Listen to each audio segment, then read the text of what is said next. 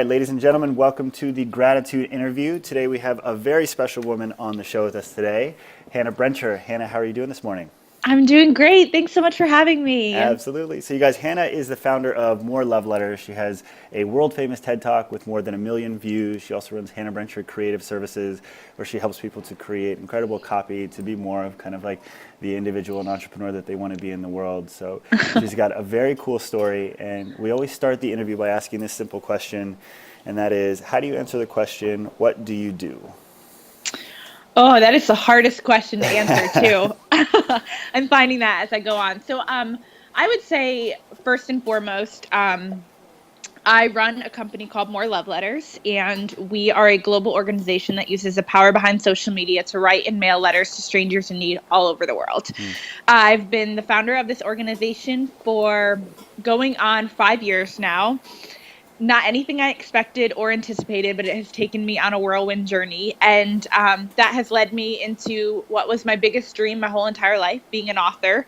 So my first book came out in March of 2015. It's called If You Find This Letter. Paperback version is coming out in April, and we're getting ready for international release. And just continuing on with writing books and speaking, thankfully, because of TED. It has allowed me to speak at a lot of conferences, universities, and I'm doing that basically every week in the spring and the fall. So Unbelievable.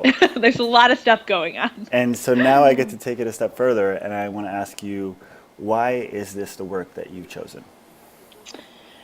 Well, I've always been very, very passionate about words. That is first and foremost my passion. I think that words have the power to build people up and break them down. And I would like to do my part in bringing more words into the world that build people up and let them know that they are capable, that they're wanted, that they're seen.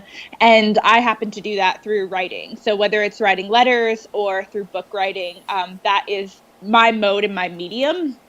And I'm just so thankful that every single day new opportunities come up that allow me to be creative, that allow me to push outside of my box, and allow me to stay in this arena. But even, even deeper than words, I think that my heart is really pinned to those out there that are brokenhearted. And I always say it's kind of like those kinds of causes or occurrences that aren't going to go viral tomorrow, whether that is a broken heart from a relationship or the loss of a loved one and the grieving process is taking longer than one would have expected. That is really who I write for, because I know that it's hard to go through life. Like, life is really hard, and a lot of us are dealing with broken hearts, though we can't see it from the outside. And so I've really kind of dedicated my life to that cause. I love that. And so why is it that you write towards the broken heart? What called you to that kind of community, that person? It's funny. I mean, when I was growing up, my mom, she really kind of like incorporated a lot of Mother Teresa into like me growing up. And Mother Teresa was a saint who Of course. was in Calcutta, India. But what is really interesting and really striking to me is that she saw the poorest of the poor and yet she maintained the belief that the greatest poverty in the world was loneliness. And that really struck with me. I am an introvert and a writer, and so I know what it's like to be in my own head. And I know that while my gifting is words, as a result of that, I've struggled with a lot of anxiety and a lot of depression. And so it was never anything that I walked into thinking like, this is going to be the spot that I'm going to be in. I was working at the United Nations and was working with causes like clean water, sustainability, food, poverty, hunger that you could actually see.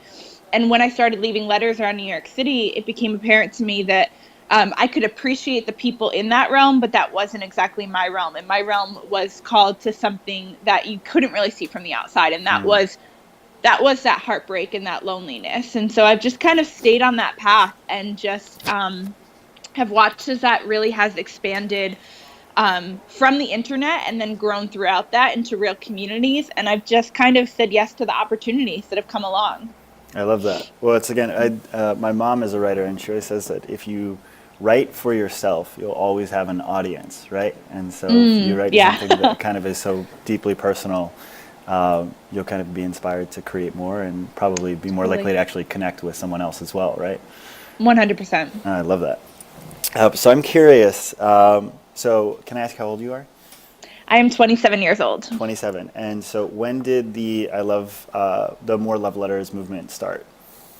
That started when I turned it into a company when I was 23 years old. Okay. So what do you know now about running a business or life that you wish you knew when you were 22 years old? Oh, that it's hard.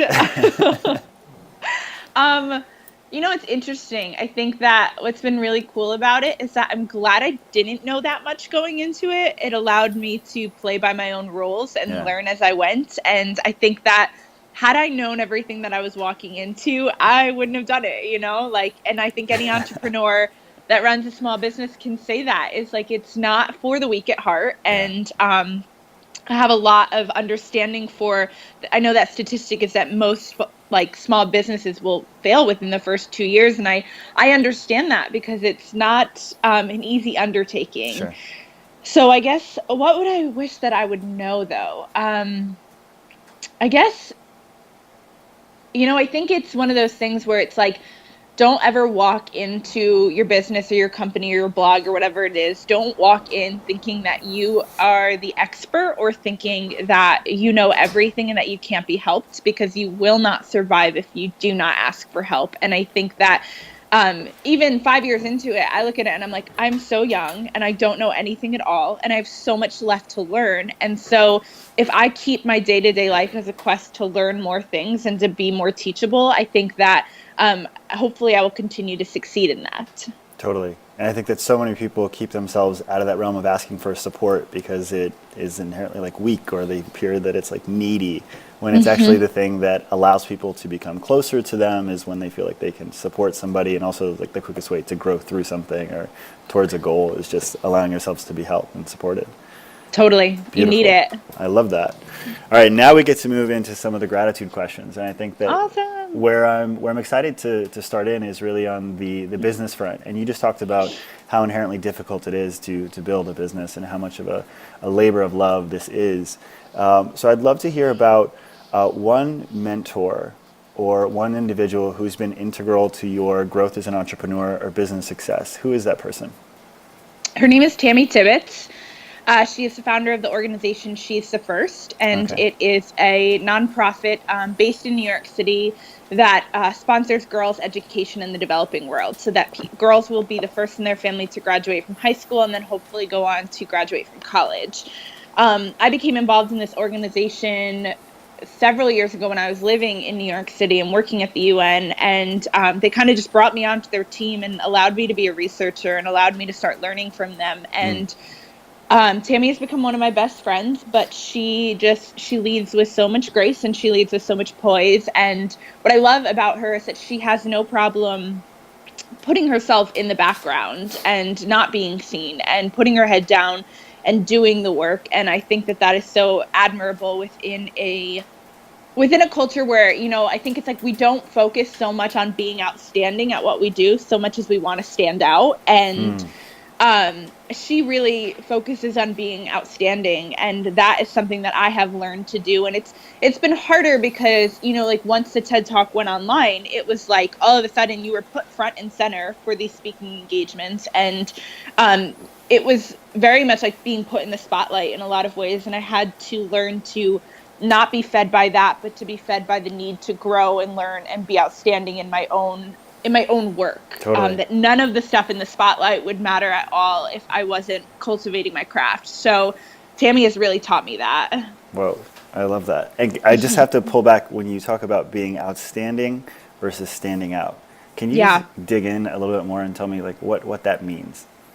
Well, I can't take full credit for it because my pastor brought it up the other week and I've just kind of been ruminating on what that means. But, I think that like, it's funny because social media has given us a platform and it's given us a megaphone and it makes anybody an expert. And I think that that's beautiful and I think that's great. But I think that sometimes we get so focused on wanting people to see us and know that we exist and know that we're on these platforms that like you can be standing out, but you're not actually excelling in anything. And so I think that if you keep your focus on being outstanding, at being an expert in your field, at being smart in the way that you conduct business and always teachable, I think that then you have a reason to stand out. And that doesn't ever mean like you should just boast in that. But I think that like we need more outstanding people. We need more people that are dedicated to the craft and the hard work and what was there 10 years ago when social media wasn't, because that's timeless and it's not going away. Yeah, absolutely. I feel like one is like much more internally driven as opposed to externally driven, right? Totally, One completely. is much more about like a craft and your own energy and effort, whereas one is much more kind of like validation and kind of like credit And it based. it doesn't last is the thing, you know, like if you're doing it all for the external world, like there's really like there's like a high in that, but then it goes away. And I think that we are a generation that we like things instantaneously. We really love drive-through culture of like I can get it as fast as possible, and we need to become more process oriented. That nothing good in life ever comes without a process, and I'm learning to fall in love with that process more and more every day. Rock and roll. I love that. Woo! So if you were going to tell Tammy the impact that she had on you, what would you say to her? I would say, Tammy, wherever you are out there, if you're watching, I am so thankful for your leadership, for your mentorship, for the way in which you've just taught me to be a smaller but bigger version of myself. I think that the way that you work behind the scenes is so admirable and it pushes me every day. But I also love that you are a culture maker and a culture shaker, and that you take the time to enjoy and have fun as well as work hard and just keep doing awesome things. I love that. I've heard the name. So she's like in this like ecosystem of social entrepreneurship in New York City. Yep. So I've definitely Yeah, heard the name. she is. She's a powerhouse. You should meet her. I love that. We'll have her on the show. Yeah, there you go. Very cool. So out of the realm of business and into the realm of family. So tell me, do you have a big family, smaller family? Small family. Small family. Yeah. So if you were to think of one family member who has been integral to your growth of you kind of like being the person that you are today, who's the person that comes to mind? And I'll ask a follow-up question. So I feel like the go-to is always my mom, right? Like that's just like what most people would probably say. We've gotten full spectrum. Okay. I'm going to stick with my mom. Like it's my mom and my dad, but for different reasons. My dad always taught me to be a really hard worker, to keep my head down and do the work. And very similar to Tammy of like never needing that spotlight. Sure. But my mom, the reason that I'm going to say my mom, and that kind of ties into my grandmother, is that, my mom and my grandmother both told me when I was a very little girl, I think starting at the age of 6, that I was going to be a writer, and never deviated from that. How did they know? I have no idea, honestly. My grandmother just started telling me when I was 6, like, you're going to be a writer, and I'm going to see your name on bookshelves, like, and I don't know if she was just like claiming that for herself. I don't really know, but it kind of was like one of those things where I never questioned it growing up. When everybody didn't know what they wanted to be, I already knew what I wanted to be because my grandma told me what it was going to be. And then my mom like really instilled that in me. And it was never a matter of if, it was always a matter of when. And so I think that like, I'm just super thankful that my mom has taught me to live outside of the box, that I know that a lot of my friends like haven't had that same kind of relationship with their parents where like their parents are cool with them doing anything. My mom was very much like, you do what makes you happy and you do what you love. And I'm really thankful for that. I'm thankful that my dad was the practical one that kind of taught me how to do it and actually make money. But so that I'm not like living in a box on the side of the road. But just that my mom, she never put limitations on me. She never made me feel like things were not possible. And I am somebody who can fear things really easily. Like I could get afraid really easily. And I'm just thankful that she has not wavered. I love that. So if you were to tell your mom why you're grateful for her, what would you say to your mom? I'd say, Mom, I know that growing up, I really kind of wished that you were like the other moms, like the dance moms. And I didn't really understand the way in which you led your life all the time, but now I completely understand that passion and going after what you love and making sure that you see people is the most important thing. And so, thank you for telling me that over and over and over again until it finally sunk in. I love that. I think that I and the world are very grateful that she was not a dance mom. I know, right? It worked. Well, It I worked did out. competitive dancing my whole life, like my whole growing up, and all the other moms were so good at like putting on eyelashes and like buns and all this stuff, and I always had to go to another mom to ask to like have her do it because my mom, no one could find her. She was roaming around. She was like playing the kazoo somewhere. My mom is she's crazy. Oh man. But Uh, great. I love that. And so I want to keep it more kind of in the realm of a family and the personal life. And I want to hear about a friend. And who would you say is a friend that you most admire who's been kind of integral to your growth as a human being? And what is it about them that you've taken away from that relationship? I would say my friend Erin Erickson. So she is based in Atlanta with me, and we actually share an office space together. I met her on Twitter, and then from there, I ended up packing up my whole life and moving to Georgia to hang around her more. Um, so social media works. Yeah. But she is just, I have really, really, really learned so much from her about the way in which like people need to come before projects. I always admire the way in which she's willing to stop anything to do anything for somebody who needs it. And I think that we can become so task oriented and we can become so results focused that we forget to see the people. And Erin just always reminds me of that. And so it's like everything from like, we work together, but we also live life together. And I love that, like, if I needed anything, she would show up for me. That if I was sick, she'd make me soup. If I needed help moving in, she was one of the first people there. She had a party for me on my first night in Georgia to make sure that I made friends. Like, and I think that, like, unfortunately, and I've learned this like the hard way, is that we could become really, really stellar entrepreneurs and like have little like, I mean, like be very successful in that realm and then forget to show up for the people in our lives who need it the most. And learning to have that balance has been completely essential for me of like, yes, I am the person that um, can go to meetings and speaking engagements and travel all over the country, but I'm also not the person who forgets birthdays. Sure. And so learning to live in that balance, Erin has definitely taught me how to do that better. I love that. Like anyone who kind of like reminds you to commit fully to your important relationships, right? And like Yep, absolutely. the fullness that comes from that. I love that. And so if you were to tell Erin why you're grateful for her or the impact that she's had on you, what would you say? Be like, hey girl, I'm not in the office today. I'm in Memphis. But I love you. And I don't know if I say it enough that I'm so thankful for you and for the conversations that we have and knowing that I can always go to your desk and just share anything that's going on in my heart. And just thank you for helping me see people and help me keep better, long-standing relationships. And really teaching me how to stay. I know I've been a runner for a really long time, and thank you for teaching me to invest in what actually matters. I love that. And what is it? What is it that actually matters when you say that? People. Oh my goodness. I mean, like I say runner because of the fact that I was very much, if you met me a year ago, I was very destination addicted. I needed to get to the next place. I needed to do the next thing. And it was one of those things where, like I had a speaking engagement last summer and I spoke in front of 1,200 people and there was a standing ovation and it was an amazing experience. But when I got off stage and got back to my hotel room, I had this moment of like, who do I tell about this? Like, who in my life do I consistently even talk about these things with that I could actually tell them that this mattered to me?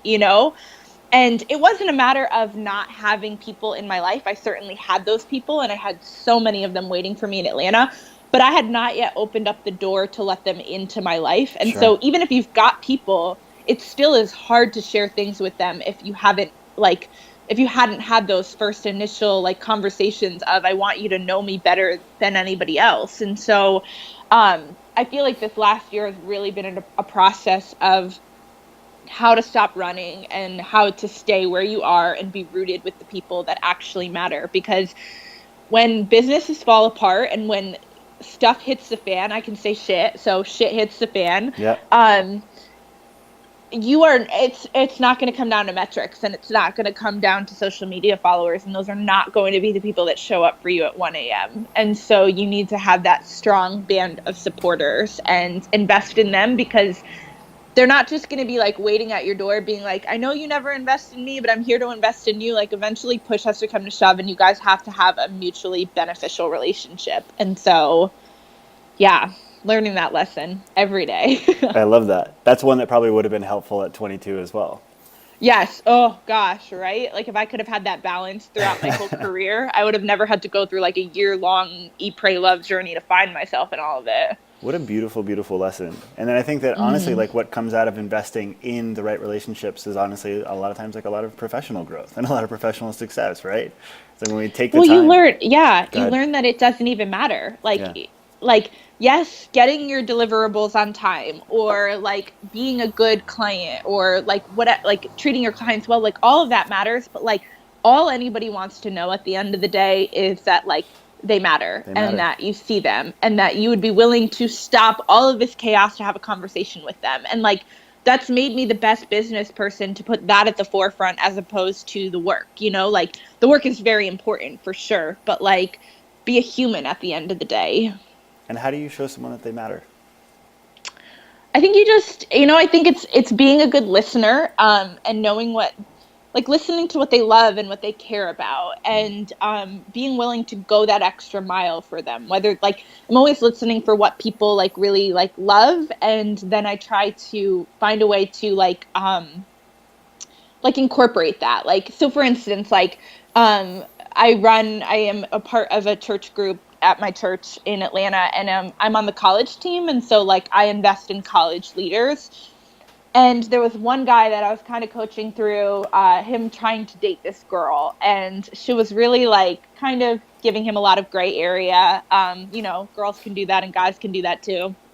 And he'd asked her out on several dates, and every time she'd canceled and made up an excuse. And he's like, I just want to give up, like, just be done with it. And I was like, no, like, you need to finish strong. Like, you need to have a conversation with this girl and finish strong, so that you cannot script an ending for the story that will let you throw your own pity party. Sure. Like, finish it strong. And I told him that, like, when I lived in New York City, every year we would do this race on New Year's in Central Park. It's a 4-mile race. It's the most fun that you can ever have at New Year's. And at mile 3, when you're ready to give up, if you're not a runner, you're ready to give up on mile 3, that's when the sparkling apple cider comes out. So you have your sparkling apple cider, and then you keep running and you finish that race. And so I was like, you cannot quit at mile 3 when the sparkling apple cider comes out. And so then a few days later, I went to the store and I bought a bottle of sparkling apple cider, and I showed up so that we could pop the apple cider and like celebrate the fact that like he was finishing this strong. Yeah. And like, like, I think that that's just a small example of like, you can like text somebody and be like, I'm here for you, but you could also go out of your way to spend $3.99 on a bottle of sparkling apple cider and create a memory for them. Just a little bit of thought, right? Yeah, just a little thought. I love that. That's amazing, Hannah. I have so much admiration for the balance that you show, but also like where you're investing your time. It's a really beautiful thing to see that, that exists, and that the byproduct of that is hopefully kind of like a true, kind of like a deep happiness, and not one that's just externally motivated by the cool stuff of speaking to 1,200 people, which is also pretty rad. So one of my favorite questions that we usually end on is to acknowledge an artist or a creator that has really impacted you. So whether it is a book or an album or a movie, has there been like a singular piece of like art or a film or a book that's really kind of impacted your life in a significant way? I would say there's kind of like, I'd say there's 2, and so it's hard to figure out like which one matters more to me. Both of them. So I would say that, I've been thinking on this one, and I'm like, oh, there's so many people that have been an impact to me. So I don't know if you know of the author Anne Lamott. I don't. She is one of my favorite authors. And she wrote a book called Bird by Bird, and it's like one of the most well-known like writing books out there. But she writes a lot on faith and on life, and she's like crazy liberal and awesome, and I love her. But the thing about it is that I love her realness and her honesty and transparency in what she's writing and what she's creating. And that's something where like my mom introduced me to her books when I was probably 16 years old. And so it's been a good 10 years of just following her work. And she gets more raw and more transparent and more vulnerable as she goes. And I've had the chance to, see her speak in front of an audience, and what you see is what you get. What you read is exactly who she is. And so I'm really grateful to have that kind of example. And to also know that like she's like somebody who likes to stir the pot, and she doesn't like to play by the rules. And I think that inspires me to be braver. And then, the other person that I would say is Flannery O'Connor, who is one of the greatest American writers out there. But she died at the age of 39 because she had lupus. And I think about the fact that she has made so much of an impact with her fiction, and the fact that like that's when some people are just getting started, or when some people are just figuring it out. And she was dedicated to her craft and put her head down and did the work. And I'm so in awe of that you could have your complete prime in your 20s and early 30s. And like, that just inspires me to keep moving and to never take it for granted. Because imagine if she had gotten lupus and yet had never started writing. It would be a great treasure that the world would never realize. And we have her literature, we have her fiction, I have her prayer journals, which I am so obsessed with. But like, it's one of those things where I think we all have something like that inside of us, but we have to get to work, and we have to get busy, and we have to put it out there, rough draft or not, to see how it's going to impact people. And that we never know how short our lives might be, that we might never even get to put our greatest gift out there. Amen, sister. Do you know there's a Paulo Coelho quote, and it says, "One day you will wake up, and there will be no more time to do the things you've always wanted to do." He said, "Do them now." And it's I love that. Yeah. Oh, I live by that. Yeah. I mean, I live by the fact that like every single day that I've like woken up in the last few years, I'm like, I'm not going to be able to look back, at least from 27 on, and say that I regret anything. I have gone out and I've done it all. And I've said yes to everything that's come my way. And I'm so thankful, because I know that I can teach my children to do the same. And so I'm thankful to know that I'm not going to like, that I'm not living with this sense of, man, I need to start right now. I just need to keep going. Yeah, just keep going. I love that. All right, virtual high five. Woo! So fun. Anna, you're amazing. Thank you so much. We're going to mention these people in the post, and I want to leave on this. Tell us what it is you're most grateful for at the moment, and one thing that you're looking forward to. Oh, I mean, I am grateful for a very busy schedule.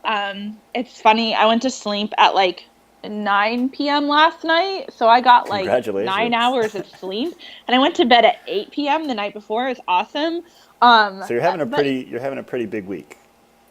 Yeah. So so it's like from January into February and March is like every week I'm traveling for speaking engagements. And so I'm thankful for a busy schedule, though it's like you have to take those times to stop and breathe, because otherwise you will be dead to the world, and you still have a full plate of things that I'm doing apart from traveling and speaking. But I'm thankful for the busy schedule, but I'm also thankful for rest, and the fact that I've been able to rest. And my friend Jane says, I think she might have said it, I don't know if it was her that made it up, but rest is the new hustle. And I love that because if you don't rest, you cannot be an asset to people. Like, people do not want the burnt out version of you. Yeah. So I feel rested, and now I'm going to go get coffee, and it's going to be great. There you go. Killing it. And what is it that you're most looking forward to at the moment?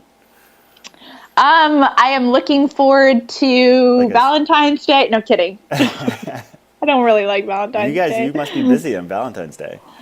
We're busy all around that time. I don't have to do anything beyond hang out with my boyfriend this weekend. So maybe I'm thankful for that. I'm thankful for time to just rest and hang out, and yeah, just thankful for downtime. Okay, so we may try and release this on Valentine's Day. So Okay. if we so you just mentioned your boyfriend. So actually we'll leave on Yeah. this. So we have a saying. Oh man. We have a saying in the tribute office, and it is we realized this with my partner a few years ago, is that you can transform the power of the phrase "I love you" by adding the word "because" afterwards. So it's, instead of saying "I love you," which is a statement of love, it's "I love you because," which is an affirmation of why you love that person. So if you were Love to that. say "I love you because" to your boyfriend, how would you finish that statement? I would say, oh gosh, he's gonna be like, finally, she's being sappy. Um, uh, I love you because you haven't been in my life for a very long time, but you came in and assumed the role immediately of being my biggest cheerleader. And you never let me go halfway with my efforts. And you always remind me like what matters and to keep that in the forefront. So I love you. I love that. And what's his name? His name is Lane. To Lane. Great work, Lane. To Laney Bell. All right, so Hannah, how can people find you? How can they get involved with your work? How can they work with you? What's the best place to find you online? So if you want to get involved with More Love Letters, go to moreloveletters.com. And all of our social media hashtag handles are the same. They're More Love Letters. We keep it very simple. If you want to get involved or read my writing, it's at hannahbrencher.com, or hannahbrenchercreative.com is where all of my creative services live. So I love that. 3 little homes on the internet. And guys, if any of you out there have a book inside of you, have some words in your head that you want to get on the page, I was just looking at Hannah's stuff, and she really is fantastic at what she does and has a lot of different ways to kind of help you turn those dreams into a writing reality. So, Hannah, you're a beautiful soul. Thank you so much for taking the time today. We will hopefully see you in New York sometime soon. And Awesome. keep going. Okay, see you later. Bye. Bye.